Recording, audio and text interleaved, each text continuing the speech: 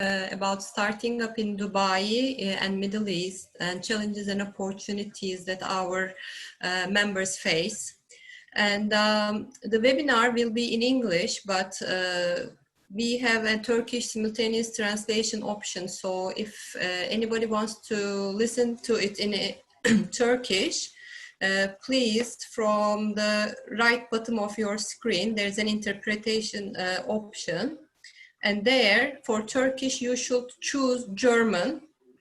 And then please don't forget to mute original audio so that you don't hear both Turkish and English original voices. And I just want to hand it over to our president, Ms. Nilgün, for her opening remarks. Thanks a lot, Gül. Today, we are here for an exciting topic. And there are lots of interest actually for this, the startups. Every day, a new company is coming in UAE from various parts of the world, and they're all the startups. So it's a very exciting topic. Thanks to Ahmet for his initiation of the platform, the technology platform that I'm going to explain a little bit afterwards. I would like to say a few words about the Turkish Business Council. For those ones who has less information about who we are, what we are doing. So the Turkish Business Council was established in 2014, so 16 years ago. And today, the Business Council is actually the platform for bringing together the business people, the entrepreneurs who are residing in UAE or outside UAE, who has an interest to do business in UAE, and for those people who has an interest to be connected with the Turkish people. So the denominator is actually the Turkey and business. So we are open to everybody who has this interest and this focus. Through the years, the business councils has grown, and by today, we almost reached 300 members. What we are doing is, since it's a non-profit organization, we are bringing all the people who has an interest to do business with each other, and then creating the society to bring the synergy so that it contributes to their business. In this respect, this year, we started to set up the committees, some special sectoral committees. The first one was the healthcare committee, which we saw that it is the right committee to start with. The second one is, as I said, with the initiation of Ahmet, which is his expertise area. He's a very successful businessman, and he's our board member. With his initiation this year, we set up the technology platform, which has right now 75 members. So today's webinar is its first series of webinars and seminars, which is going to continue. And hopefully within next month, we will become a legitimate registered platform, technology platform, a committee under the Chamber of Commerce as well. So after these notes, I'm giving the floor to Ahmet, and we are all excited to hear the discussions and the seminar, the webinar today. Thank you very much. Thanks, Nilgün. Thanks so much for the kind introduction. Hello, everyone. My name is Ahmet Kayhan. I am as Nilgün mentioned, I'm a board member of Turkish Business Council since a long while. And I'm a resident of Dubai for the last 15 years. And I'm an entrepreneur on two levels, B2B level and B2C level. So very basically, I have started my journey as an entrepreneur in 2007, starting up a technology and data company focusing on real estate, now expanding to different other sectors called Raiden. And that's what I'm working on right now as a board member, which in 2017 took the idea and we built around that another business called Zingat, focusing mainly Turkey, which is the property finder of Turkey, where property finder is also a shareholder. On both businesses, my partners are Doğuş Holding. Doğuş Group is one of the biggest conglomerates of Turkey, and I work very closely with the group in terms of technology investments along with my own companies as well. So we have three distinguished guests today and who are also very proud to have them on board as members of Turkish Business Council. Each one of them is bringing something different to the table. As Nilgün mentioned, that we would like to utilize the network and the strength of Turkish Business Council on different sectors into the technology as well. And during the due course of the last couple of years, we have noticed that we have several members of the community, both Turkish and non-Turkish, but interested in the same domain of Nilgün mentioned of the Turkish Business Council, which is either doing business in Turkey via here, specifically based in Dubai or the region, or Northern Emirates to be more specific, or vice versa, from Turkey to here. So in that regard, we would like to carry these kind of panels to the table to share, exchange ideas, and to hear the stories of successful entrepreneurs, businesswomen and businessmen, and see how we can resonate it into a more, a bigger ground for us to deliver our message, basically. Further ado, I would like to pass the mic, which is the Zoom mic, to first starting with ladies first, Zeynep. And I would like to ask the speakers to first introduce themselves in the terms of like who they are, what you do, and what's your angle in terms of a startup, and starting with how long you've been here. Please, Zeynep. Hi, good afternoon, everyone. Thanks for joining. My name is Zeynep Güney. I'm one of the two co-founders of Urban Circle. Urban Circle is an online service platform catering to the needs of parents from very early stages when they are pregnant until the kids are teenagers. As we all know, 21st century parenting is such a hard job to tackle on your own, and you need a circle of support around you. So you need a babysitter, you need a math tutor, and then as kids grow, you need counselors, you need those camps. And where do you find those people? How do you make sure you can trust them? So our mission as Urban Circle is to empower parents so that they can build that circle of support around them. They don't burn out, and happy parents can raise happy kids. Urban Circle has been active in UAE for the last 20 months. We opened the platform with 5 vendors, 5 partners, and 50 services. As of today, we have 90 partners and more than 500 services on the platform. So the idea was very well received by the UAE parenting community. A little bit about myself. I come from a background in corporate and investment banking. So I'm not a born entrepreneur. I came into this. No one is, Zeynep. Sorry? No one is born entrepreneur, I guarantee you that. Yes, exactly.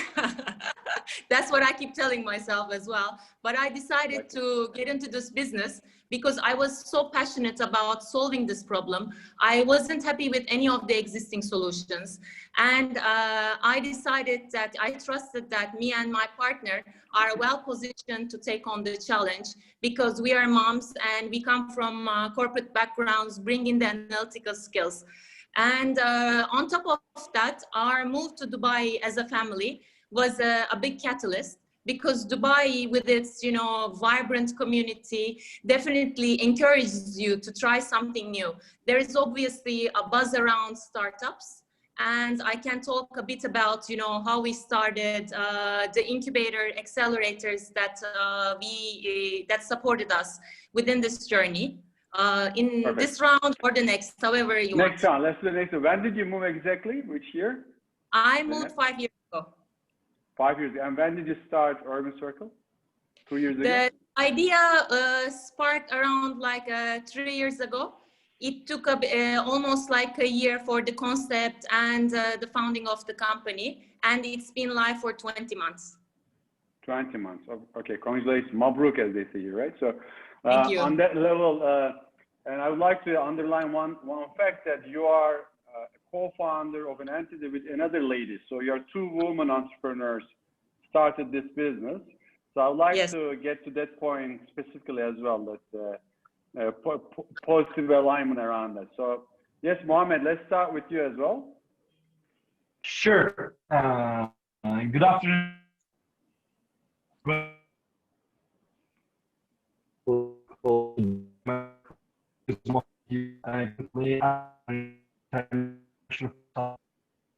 Those who do not, it started Is it me or online. I'm just, Sorry? break. Sorry, Mohammed, one second. Is it me or everyone hearing there's a breakup? Right? So Mohammed, can you repeat again? Because we didn't hear the first 1 minute. You are breaking up. Okay. So Hakan first, and I will. Yeah, let's do it with Hakan first. Let's do, while the time we are fixing your internet. Hakan, let's continue with you. Sure, thank you, Ahmet. I mean, good afternoon to everyone. Actually, my name is Hakan Akte. I'm one of the managing partners of Labris Consulting. Labris Consulting is actually a new breed of management firm. We are trying to, bridge the gap between the technology and the companies, actually, especially in the, customer experience ecosystem. Nowadays, I mean, there are hundreds, thousands of, different technology players within this ecosystem, customer experience. And actually, companies are struggling to keep up with the technology, keep up with the change. And we all know that this pandemic issue has also accelerated all the digital transformation efforts. And it is really important to reach out to the customers through the digital channels. So it makes it more and more important each and every day to have an end-to-end and seamless customer experience for each and every company. So that's where Labris Consulting is coming to the picture, actually.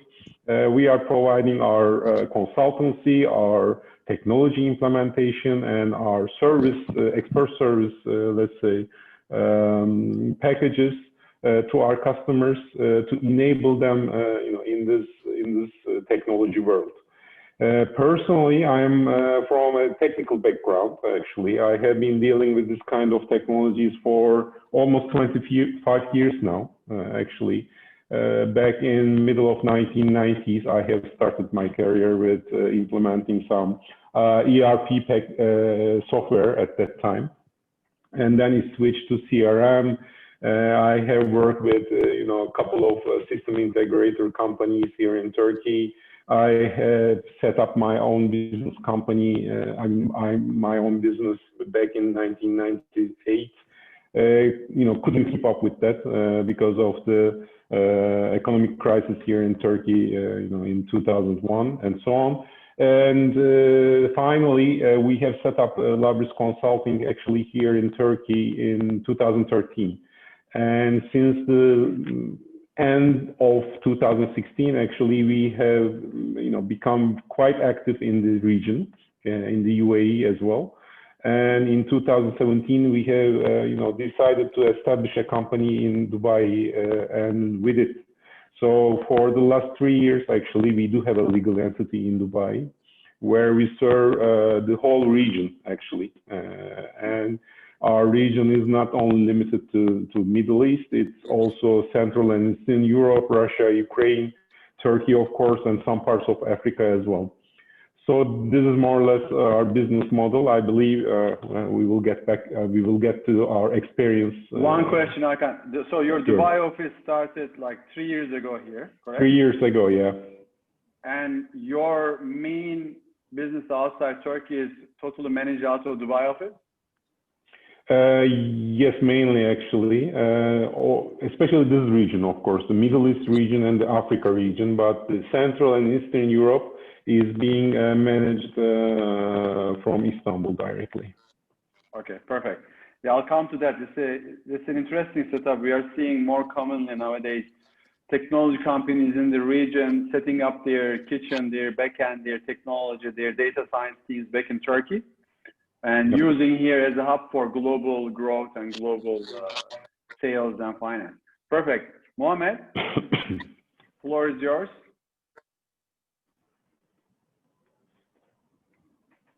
We cannot hear you.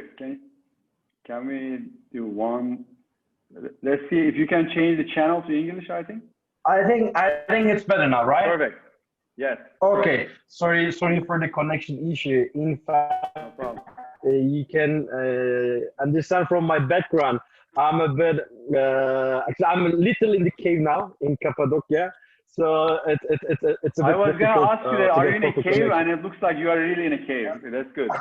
Yeah, it's a very like real, natural, I don't know, maybe couple thousand years of cave. Anyways, good afternoon, everybody.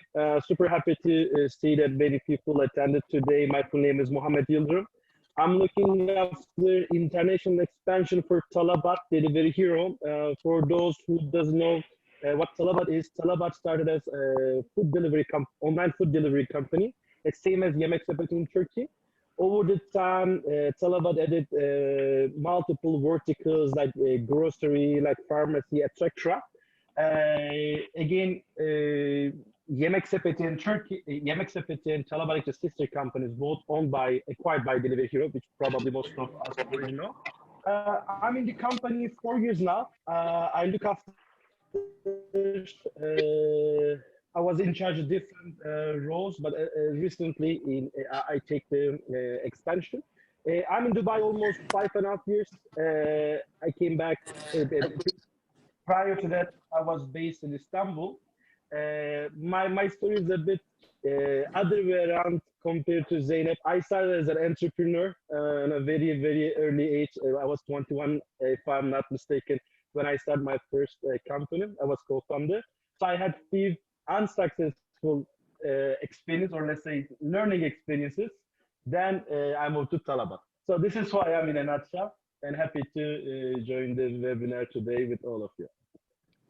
Thanks, Mohammed. Thanks for the introduction. Yes, Zeynep, let's start with you on the journey. How did you start? How hard was it starting a business in Dubai as two women entrepreneurs? I'm stressing that because it's a topic right now going around the world, and I think it's a very important topic. So we would like to be, especially in the Turkish Business Council as well, we are very proud to have a woman present as well. And seeing more women entrepreneurs is also very important. If you can share the experiences, it would be great for us. Sure. Thank you so much. And I mean, frankly, the passion around the topic, why we decided to take on this journey, of course, has a lot to do with the fact that we've been career people, career women, and then trying to balance the life with the kids. And it's obviously a huge challenge. And it requires you to develop a lot of multitasking skills. And then apart from all the business skills that you need to have, the multitasking skills, the agility, I think all those definitely enable women to be very good entrepreneurs if and when they can take on the challenge.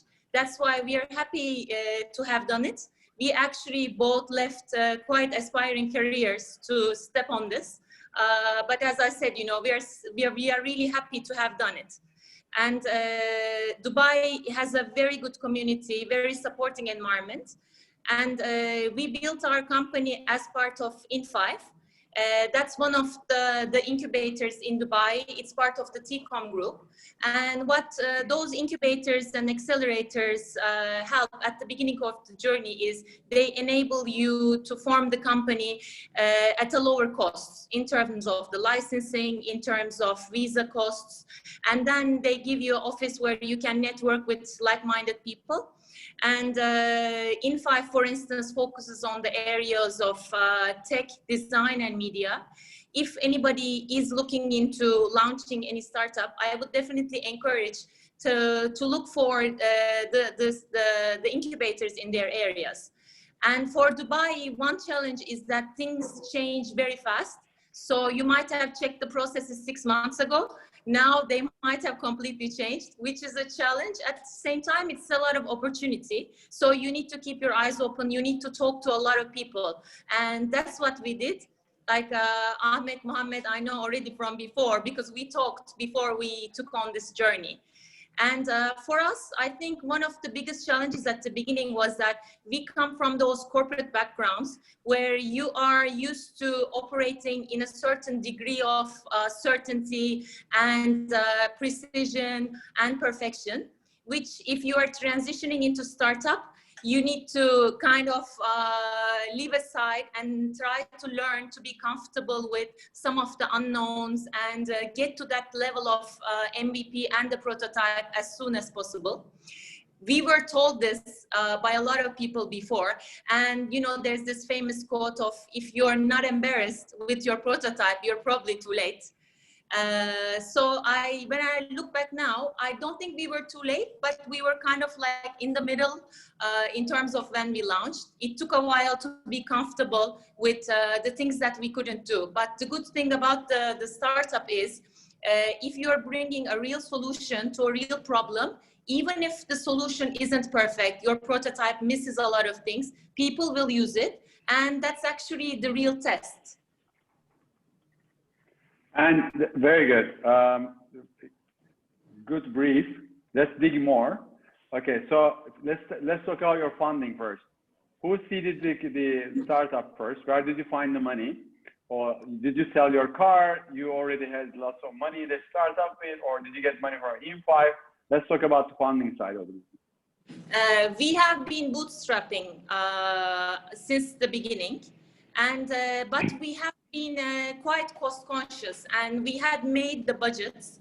And yeah, I'm proud to say that we've been very cost conscious. Actually, we are now at that stage where we need to not be overly cost conscious and underspend. And because, you know, that is a very key balance. So, you know, when you're going on a startup journey, there are lots of restrictions, and budget is obviously one of that. We had both some money we put aside, so we had that comfort at the beginning.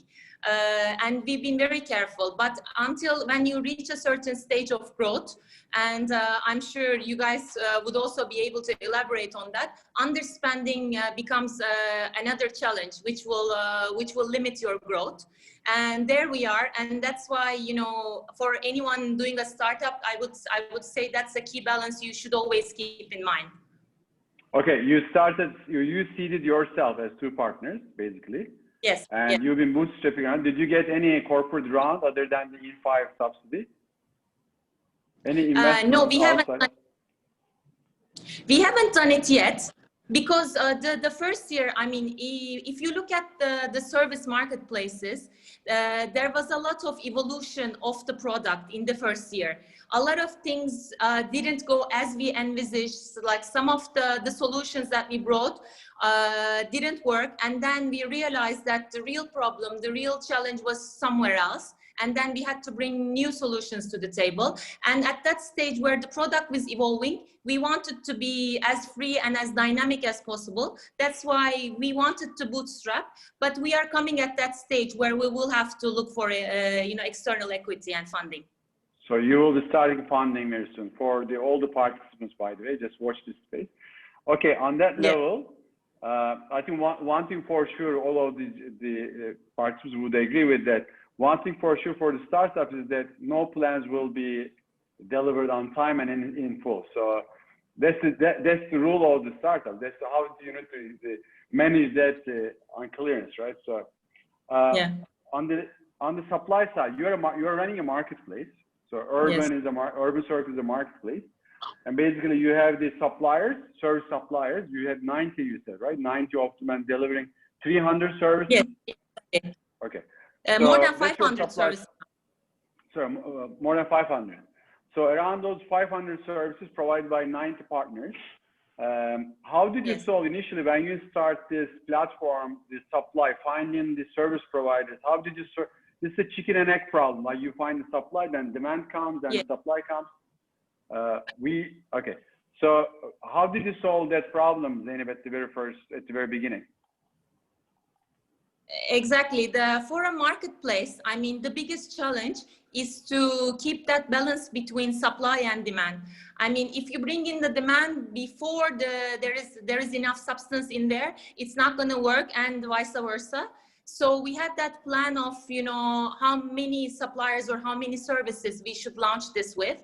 And at the beginning, that's actually a reason why we didn't launch too early, because we wanted to secure a couple of partners, target partners, which would bring in a lot of SKUs to the platform. And the terms and conditions for that early comers, of course, had to be favorable, because they were going to come on board to a total unknown, a completely new platform, and you should be aware of, you know, where you are in the journey. That's why we had a couple of target names. All of them was actually the ones that either we knew through our own kids, or, you know, people through our network that we know, and they would trust us because they would personally know you. And that's how we started it in the beginning. And then another thing is that you should understand their business really well. When you're doing your business model, you should talk and understand like the dynamics of their business, the challenges there, because for a marketplace to work, you should be solving the solutions for both sides actually. Correct. And that's how we planned it in the beginning, and that's how we needed to evolve certain things and change certain things. And that was a challenge, and that kind of made our launch a bit, delayed our launch a little bit, but we were able to secure those partners. But you know, when you are giving more favorable terms to the early comers, then there's always the challenge of, you know, how do you renegotiate those contracts? That's why you need to think about both sides of the coin, as in, you know, all the sides of starting a new business. So you are starting the second round of renewing those contracts with 21. So some of the initial ones, yes, we are trying to renegotiate, but hopefully, you know, we had that plan in place, and until we get going, those were the only ones who came in with the more favorable terms, and then we had to strike a balance for the latecomers. Perfect. Okay, I have a couple of more questions, but I think I'll go for the second round if we have time left. Thanks, Zeynep. Hakan, let's go into straight in a different world. System integration, SAP. You also have some experience around the startup entrepreneurs, but you're a different level of entrepreneur, right? So even you're an established company in Turkey, coming here and establishing another company and growing your business here is also entrepreneurship. Can you run us down through the psyche, the framework, mental framework of the entrepreneur around that journey? Yeah, sure, definitely. I mean, when we set up the company in 2013, actually, here in Turkey, as you mentioned, I mean, things change after you make the plans, right? At that time, we were planning to implement some legacy software, some on-premise software with, you know, big projects and big teams, big consultancy teams. You know, everything was moving slowly, actually. But, you know, right at that time, actually, the vendors that we have been working with, which is actually Oracle, Google, and those kind of vendors, actually, they, especially Oracle, has started to change the strategy from on-premise solutions to cloud solutions. And actually, we were lucky enough to, you know, transition our modify our business, let's say, and keep up with that change, because it was a fairly new business, a fairly new company.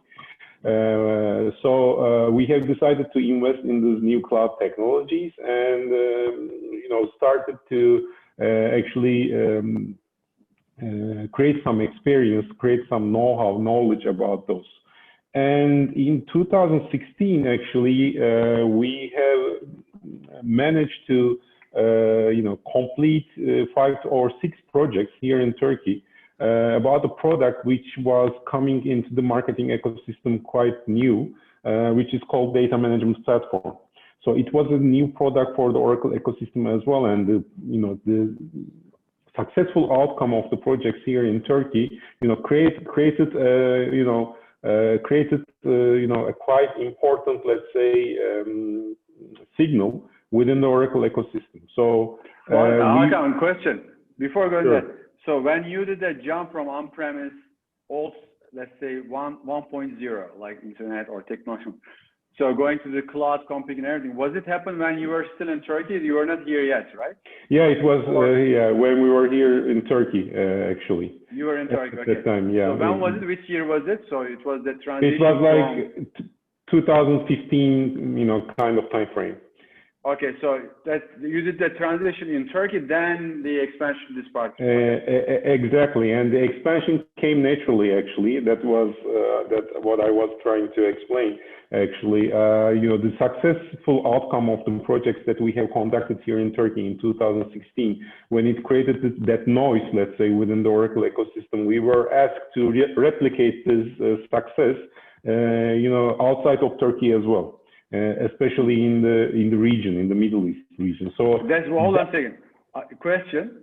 I'm very curious, as you can see. Sure. So explain what do you mean? Like you were asked to try to replicate the same success you did in Turkey. Did you start getting requests from clients in this part of the world saying, hey, can you do it? Or your vendors like Google, Oracle ask you, hey, you guys did a great job in Turkey. Can you come and do it in Dubai as well? There's a great market. How did that jump? Why did you choose Dubai? How did it work? Why did you choose to come here? It was actually the vendor that asked this question, let's say, because, you know, as I said, the product itself was quite new in the Oracle ecosystem as well, in the Oracle portfolio as well. So there were not, you know, too many partners who were, you know, proficient about this product to implement this at the customers. So this is why we were invited in some term, let's say, to the region. So the beginning of end of 2016, actually, we have started to, you know, perform some activities here in, in Dubai. And in 2017, as I mentioned previously, we have decided to set up the company. So it was, you know, a quite successful period for us. We have managed to replicate that success that we have created in Turkey, in the region as well. And starting in 2017, we have started to deliver projects in Dubai, in Saudi Arabia, in Jordan, in Qatar, in Kuwait, you know, when we talk about the Middle East region, of course. But apart from that, even in Africa, you know, countries like Kenya and, as I mentioned, Eastern and, you know, Central Europe as well. So we are a little bit different, you know, than the other two panels, actually, as far as I understand, because when we came to Dubai, there was already an established business here in Turkey, a successful business. So yes, the company in Dubai was a startup, but it was coming with, you know, a significant amount of knowledge, experience, and established business within the ecosystem. That was probably our difference between the startups. And what year did you establish it exactly? What? In Dubai, you mean? Yeah. 2017. It was 2017. So before 2017, you had zero revenue out of Turkey, correct? Yes, it was zero. Exactly. Currently, what is the portion? What is it like outside Turkey? I mean, it varies, but you know, it's around 80% outside of Turkey and 20% within Turkey, actually. Perfect. So you did basically what you need to do when you come here. And what are the advantages in terms of Dubai versus being in Turkey? Then there are pros and cons, of course. As far as I understand, in your case, your main development technology, technical team, services, supply, done out of Turkey, but your main sales, funneling the finances and everything is out of Dubai, correct? Yeah, exactly. The delivery team, the consultancy and the services team is located here in Istanbul. And there's, you know, there's a reason for that, of course, from the cost, you know, point of view and the logistics point of view as well. Because when you are actually trying to run an operation in this wide region, you know, ranging from Eastern Europe to Middle East to Africa, actually your delivery team should be in a central position. And Istanbul has a very big advantage for that, actually, with the Turkish Airlines as well. I mean, from Istanbul, you can fly to each and every part of this region in a couple of hours, in sometimes less than an hour to other countries. So this was a very big advantage for us, and it is still an advantage. Of course, after the pandemic, I also have to mention that we have we have changed our business model, our delivery model. To be honest, before the pandemic, we were delivering like 15 or 20% of the projects on site, only 15 to 20%. 80%, 85% of the projects were being delivered remotely as well before the pandemic. And after, all these things, of course, 100% of the delivery had to be, remote. But since we were quite accustomed to, run projects in that way, actually, it was our advantage. So, this pandemic didn't affect, our delivery model too much. And we were easily adapted, actually, to, delivering full project, remotely with, weekly calls, emails, phone calls, web conferences, and those kind of things. Of course, customers are getting used to it as well. I mean, they have to somehow, because it's a force majeure for everyone. They are getting used to it.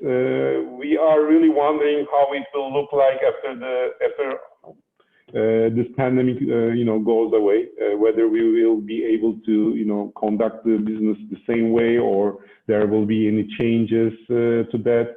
But to be honest, the way I see it, especially in that region, face-to-face interaction is quite important, as we all know. For the sales operations, probably, we have to be on site, at the customer site. But for the project delivery, I believe it can be 100% remotely from now on. I mean, this is changing, all the delivery models. And during pandemic, did you grow or did you get any kind of hit on the revenues? Actually, we are within the budget that we have made, at the end of last year. Wow. Exactly. Yes, exactly. Thank you. I mean, March, April, May. I mean, those were hot months, as we have all experienced. But after that, as I mentioned, I mean, people, I believe, got used to the conditions. And we have all seen that, lockdowns, restrictions. I mean, it's up to a certain point. I mean, no economy, all over the world can keep up with those kind of, measures. As we all see, I mean, the numbers in Europe have increased to the, levels, back in that were in March and April. But governments are not, seriously talking about lockdowns and some important measures. So we have taken that advantage, I believe. And the other advantage was the acceleration of this digital transformation, as we all know. I don't know if you have come across some researches that mention that this pandemic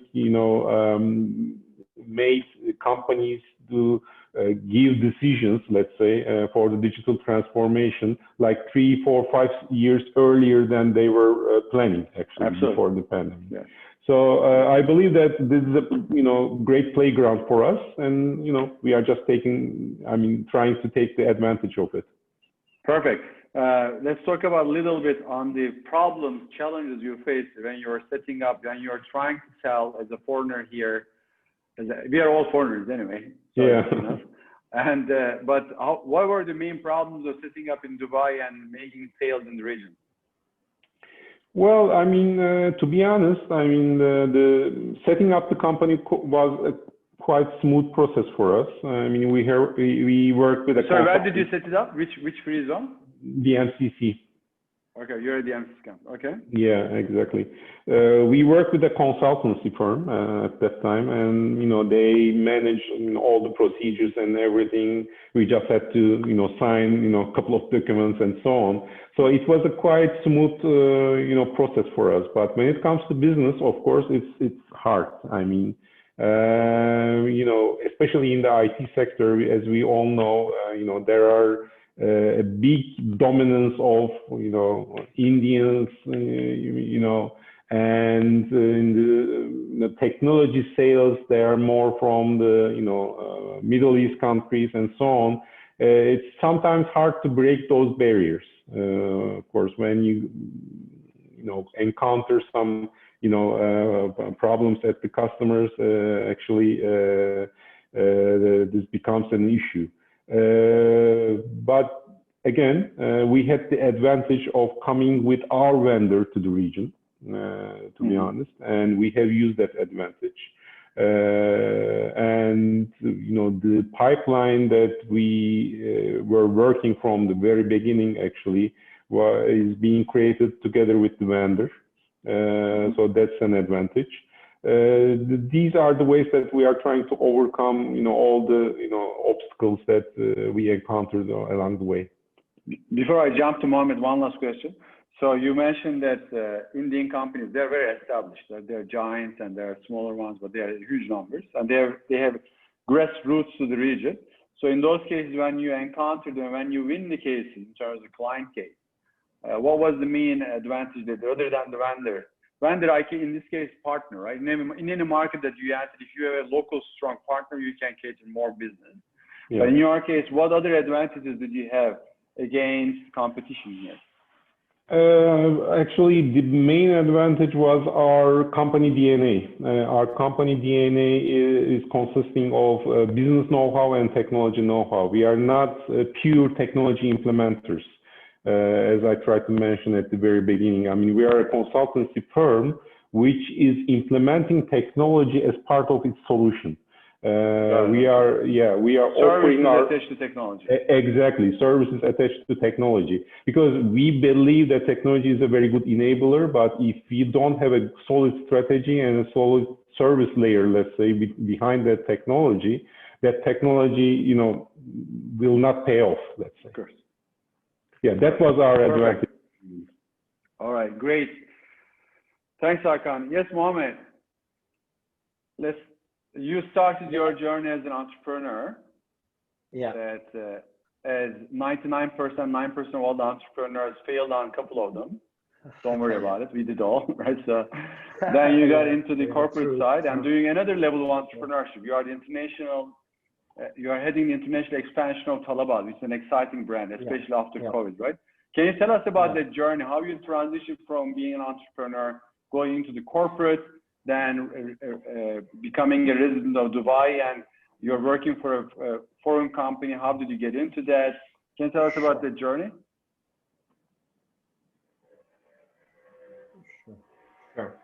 Sure. Well,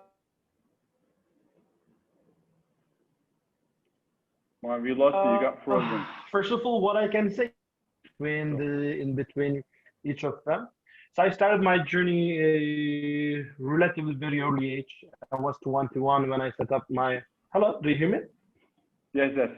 Yeah. Okay. So I started my first startup when I was around 21 with my as many of us do, with my best friend, and also he was the partner. He was also the co-founder. So we had a couple of years together, but then I will not go into details. But when you became an entrepreneur in such a young age, you do it for a reason, and that reason is not money for most of the time. That reason is most of the time the impact, because at that age you're very idealistic. You have such high expectations from your side, from the world, and then you want to change the world. That is how you start, and this is also how I started. Of course, after a couple of years, it was a digital marketing agency, and then my friend, he's still my best friend, and he is doing that job, and he grew the company. But I noticed that I'm not meant to do digital marketing, and then we agreed, and I left. So I moved to my second startup, and that was famous Talabat food delivery business. So I think food delivery was somehow in my genes. And then I had another couple of years there, but back then, I think that experience taught me a lot, and I so much jumped into getting investment without properly thinking, aligning. And for me, that time, I think when you get the investor, when you find the investor, when somebody invests on you, whatever the amount you're done, you're sorted, you're the next Zuckerberg. Obviously, it didn't work because eventually investors is just a resource, but then they are human at the same time. So you have to share the same vision, same mission. they're amazing people, frankly speaking, but we had a different vision on the company. Then maybe another Turkish startup, Insiders. They're also super successful, expanding all around the world. And then I joined them, and I joined very early the time, like after co-founders. Yeah, not exactly after co-founders, but I was one of the early joiners. I came with them to Middle East, and we started their Middle East business. So I had 2 years of experience with Insider in Dubai. Luckily, Talabat was my client, and for some time, in fact, I spent a lot of time to close deals with Talabat. So we were kind of, in good connection. And this is how I moved to Talabat. When I moved, I had no idea. It was 1.5 years after the acquisition, after Rocket Internet acquired Talabat and then Delivery US. It was 1.5 years after. So it was a transition phase. And then when I joined, I so much enjoyed the environment because I came with an entrepreneurial background, and I joined an environment. Actually, they needed entrepreneurs. They needed people like me, to complete this transition. It's 4 years by now. I'm super lucky that every year I took another responsibility. This is my 4th year, and then 4th opportunity, and I still have this entrepreneurial environment inside. This is in a nutshell.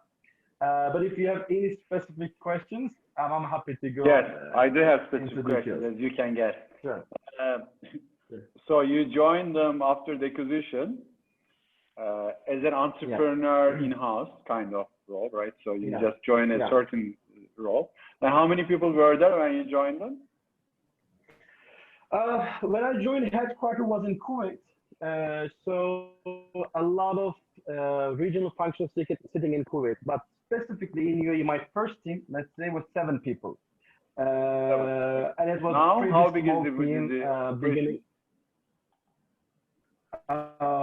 Like local UAE team is around 200, but now headquarters is also moving to UAE. So there are also a lot of regional functions that are sitting in UAE. So it's around 500, roughly speaking. I don't have the exact figures. These numbers, of course, excluding riders and excluding we have operation in Egypt, like customer care, etc. There are in Egypt, excluding those numbers. They're just the ones sitting in UAE offices. And how was it like for you coming here? You had the Insider experience, but Insider, I believe, it had a much smaller operation, more like a sales operation here, servicing technology companies, online portals, and etc. But in the case of Talabat, when you entered them fairly an early age, after very early stage of the company, after the acquisition, and they haven't started full scale up probably. So how was the transition from a small company into a scale up growth business? Well, of course, on my early days, there were some laws, processes, structures where I was telling really like such a giant company have this structure, etc., etc. But then I understood very quickly. That's why I'm there. That's why I'm there to like me and many people like me to that to take it to the next level. I think there are 2-3 things I witnessed. I witnessed the change. One is the talent pool, like the quality of the talent. It might sound funny, but I remember on my early days, I was thinking I'm one of the best talent in the company. Now I can name, if not 40, 30 people who I can admit day and night, they're amazing talent. So like I see in the last 3-4 years, every year, some new talents are joining us. I'm saying, wow, they're the best of best, like we're done. And next year, some other talents are coming. We're saying, okay, now they are the top. So I can say talent was the biggest change in the last 3-4 years, because I believe without talent, you can have unlimited resources, you can have unlimited money, market share, whatever. But then without talent, nothing will last long. So I can say talent was the biggest change. Second, I think after acquisition, the expansion mindset was implemented. Because like probably before the acquisition, it was only the key markets like the mainly Kuwait and a little bit UAE, a little bit Saudi, etc. But I think after acquisition, we start putting equally or fairly enough effort and resources to every country. Today, in Talabat operates all GCC countries, plus Egypt, plus Jordan, and every country now we have very like big offices. We have managing directors in every country. We have like all the functions, sales, marketing, logistics, sitting on those countries, and then a significant amount of investment on the marketing side, talent side. I think the expansion mindset also came after the acquisition. And lastly, I think the target set clearly. I can say, especially Delivery Hero is very successful globally on almost every market they operate. They are the market leaders, and then they are very ambitious with the growth and then the decision they take. So I can say that was the third point I can share. Like the targets were very clear, the expectations were very clear, what to achieve were very clear, and it was on us to make it happen with the right resources. Perfect.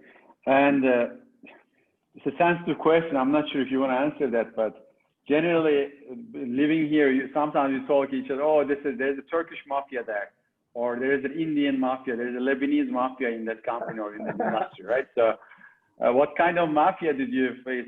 Was there a mafia when you entered? Other than the food mafia? No, I could say it's not about the country or nation. I can say maybe the mindset, okay? That was more Middle Eastern mindset. It was a bit much more like I would say, let's say diversity. Like diversity was a bit limited. But then after the acquisition, now we're really proud. We have tons of different nations in the company, not only UAE offices and every offices. And this is one of Delivery Hero's values actually, like diversity across the globe. So I cannot say this mafia, that mafia. I think it's not the right terminology, but I can say it was less diverse. Now, if you come and visit our offices, I can say it's very rich in terms of diversity. Perfect. And diversity in this case, as you are mentioning, more like a nationality. How about like the diversity in the case of male, female? How is the portion of the female entrepreneurs, female directors within the group in terms of senior director level? Mm-hmm. How is the policies around that? I don't have the exact figures on top of my mind, but on the management team, on the board, there are many female team members are sitting, and these numbers keep increasing day by day. Like when I go back 3-4 years back on my early day, actually that on gender point of view, it wasn't diverse enough. It was heavily male dominant organization. Now I can say probably we are one of the top or one of the most diverse company in Middle East, both in terms of nationality or gender or you know whatever. That keep increasing year on year. Perfect. I'm going to talk about Nessa. I'm taking that point, bridging from women directors to Zeynep. Mm-hmm. Zeynep, last round. I'm not going to keep you another half an hour, don't worry. So the question is, what's next? What's next for Urban Circles? You said you're going to be working on funding. What's going to be the plans? Hopefully, we are transitioning into the lower impacts of COVID. You have already pivoted around COVID. And what's going to be new in 2021 and what are your plans? Can you talk to us about that? Yeah, I mean, there are so many exciting plans, and maybe one thing I want to touch upon from where I started. So one danger in the beginning is over planning and trying to like overestimate. I think as you grow, another challenge is under planning. So, I mean, like, you know, being in a startup, it's not all about planning, but at the same time, it's not like drifting in the wind. So we always try to strike that balance in between, and we need to always keep that agenda in mind. Where do we want to be in 6 months, 2 years, 10 years? And that's what we are. That's where we are now. The pandemic did hit a lot. So where do you want to be in 2 years' time? Let's hear that. Where do you want to be in the next 2 years' time? Well, we are transitioning into a regional player. Okay, so expansion there. Yeah, we are trying to cover, first of all the Emirates. As we increased our online services during the pandemic period, because that's what we had to do. I mean, basically, you know, during the curfew, none of our services was operating, and there was nothing to do but increase that online services on the platform. And we did see a very good interest there. And that also enabled us to do that transition, you know, quite fast than we actually planned. So we do have customers now already from all around UAE, some of them even from the region. But now we are planning to do it more on a proactive way. You know, having those people responsible from different regions in UAE and different countries. And another thing is we are trying to diversify some of the revenue stream from B2C, adding in more B2B revenues as well. That's something we identified as we, you know, along the way, because we have seen that we have lots of corporate customers, especially working women, working men. They valued our services highly, and they started asking us for like our recommendations rather than going through the platform. And we have been discussing doing focus groups with some of the companies, and that has come up as a very nice growth area for us. And that's definitely on the agenda going forward. So you know, to be able to do all that, to make the team bigger, because as of now, we have a team of 10 people. Only 3 of them are here on the ground. And because, you know, having people here, especially full-time in Dubai, is very expensive. That was something that's one of the challenges that we had. I mean, pre-COVID, when you were talking about a team, you were thinking people sitting around the table. And that's obviously not the case. And I think that's not how we envisage it, as well as, you know, Hakan Bey, Mohammed, you also mentioned. So our team is only 3 people here on the ground, but we will have to recruit more people here. And all of that will boil down to funding. So that's definitely on the agenda. Annette, so those 7 people, where are they? We have the tech team in Ukraine, and then we have some marketing people in Turkey. We have back office in the Philippines. So we are actually a global team already, but the operations will have to catch up with that. I think you are only, as a time zone you are missing is US. So you need to have some people in the US in the same timeline. And the funding level, have you started talking to investors, VCs, angel investors? We have seen some interest. There have been people coming to us already from different places in the region, different countries as well. But for now, we are planning to run a more organized process. That's why, you know, we haven't started, we have yet started some talks, but not the official process yet. Okay, the technical team is asking me if we're going to take questions from the participants. If any participants would like to ask questions, please send it over before we conclude the call. We can push it into the Q&A. Thanks, Zeynep. That's great. Good luck on the funding round. I'm sure that I will be hearing a lot about it. So thank you. And I'd love to work on that level. And Hakan, yes, what is next for Leverage? Are you planning to grow, expand, go deeper, acquire companies? What's going on? Yeah, growth and expansion are the next plans actually, both in terms of human resources and in terms of actually the technologies that we are capable of. Because as I mentioned at the beginning, you know, each and every day, I mean, different technology players are coming into the ecosystem. So we are continuously monitoring those newcomers, and actually we are trying to, you know, pick up the ones which might be complementary to our services. Actually, as I have mentioned, I mean, we do see technology as a very good enabler and as a very good tool. So we are looking for different vendors to add to our portfolio. That's for one thing. Can you elaborate more on that? What kind of technologies? You start with the cloud, customer experience, software and tools. What are pure customer experience technologies, actually. Digital marketing, sales, you know, customer service, e-commerce, loyalty, you know, those kind of things. I mean, the technologies that we are dealing with are, you know, the ones that the customers, I mean, the companies can use at all the touch points that they do touch with their own customers, let's say. So from time to time, as I said, there are new companies that we might add to the portfolio. So we are continuously looking for that.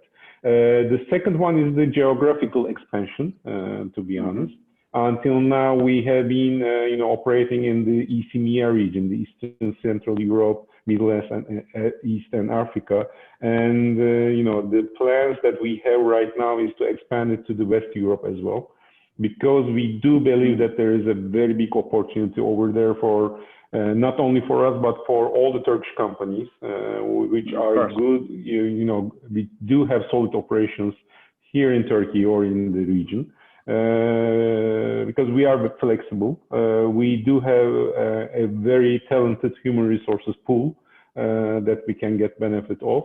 So we do believe in, doing some business in the Western Europe, even though it's a tough market, as we all know, because of the cultural barriers, because of the, very established companies in that region as well. But we are up to the challenge. Have you looked at Israel? Yes, Israel is actually one of the countries that we do have some pre-sales activities. Unfortunately, no projects until now. But we are looking forward to, getting the first project in maybe 3 or 6 months. Oh, perfect. If you can do that also, Israel might be a good source of technology for you to cater for this part of the world as well, right? Sorry, couldn't get that. One of the technology channels that as a sourcing technology, Israel might be also the other way around, apply for you to sell this part of the world as well, right? Yeah, exactly. Expansion and growth, as I mentioned, are the next plans. And of course, we are looking for, some potential partnerships in the region as well, because we do believe in collaborations. We are not claiming that we can do everything, of course, when it comes to technology. Customers do require different parts of the technology as a whole solution, let's say. When we encounter those kind of opportunities, we are open to, collaborate with other system integrators or other technology partners and so on. Perfect. Thanks very much, Hakan. And Mohammed, let's ask you, what's next? Which countries are you expanding, if not confidential? Where are we going to see you other than the Turkish caves of Cappadocia? So for that one, allow us a few more days or a week time. There will be hopefully communication on that.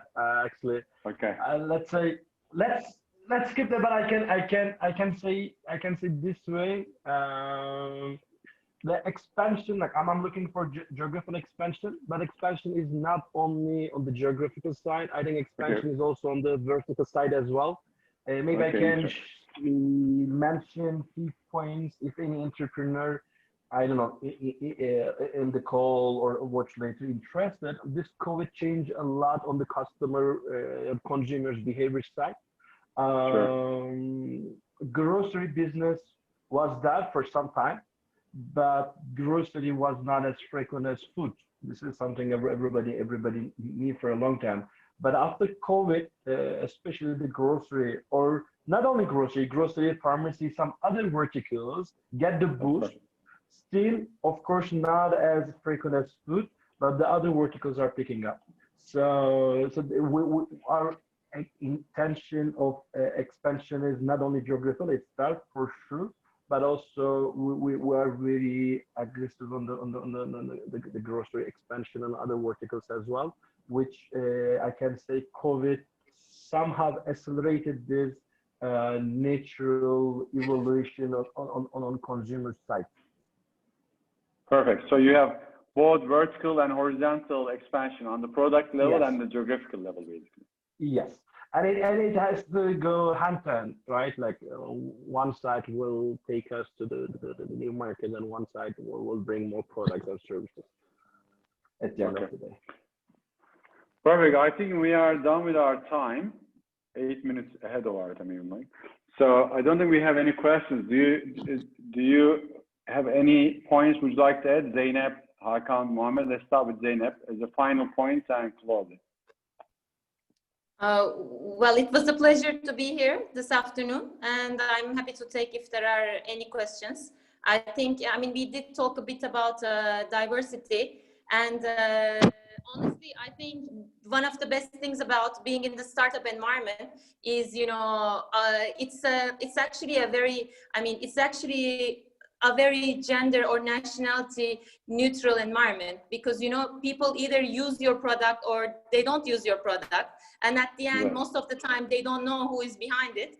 And that's why I'm very happy to be part of a startup and this, you know, environment in Dubai. Perfect. Thanks so much. And good luck with the next steps. Thank you.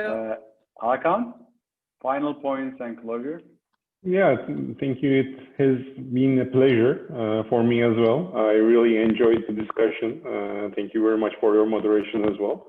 I hope the participants, the attendees, all also enjoyed the session and, you know, found that productive.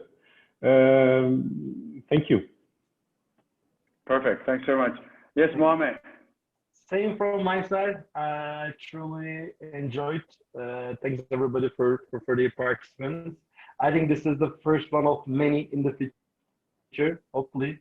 And if any of them have any question or anything, I think all three of us very publicly accessible.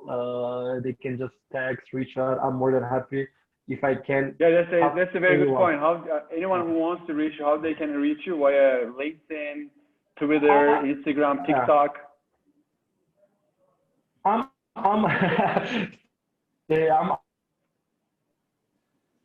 quite active on LinkedIn. I think that's for me. Okay, LinkedIn. Yes, yeah, and they can follow Urban Circle on Instagram, Facebook, LinkedIn. Yeah. How about you? Do they want to reach you out, Zeynep, LinkedIn? Yeah, LinkedIn is fine, and they can follow us on social media as Urban Circle. We are very active. Of course.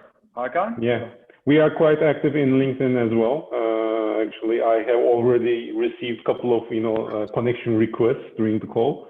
You know, they can easily find us, and please follow Labis company page as well.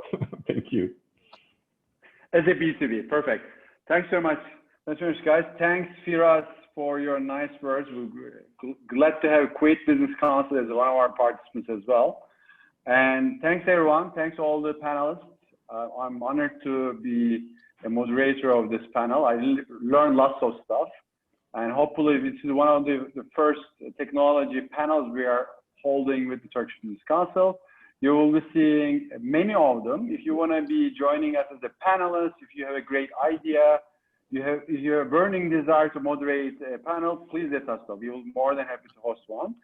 And thanks to Turkish Business Council team. They're doing a great job. We have a very capable team doing all this stuff as well, both Gül, Leyla, Nihan, under the leadership of Nilgün. And looking forward to the next one. Thank you. Bye. Thank you.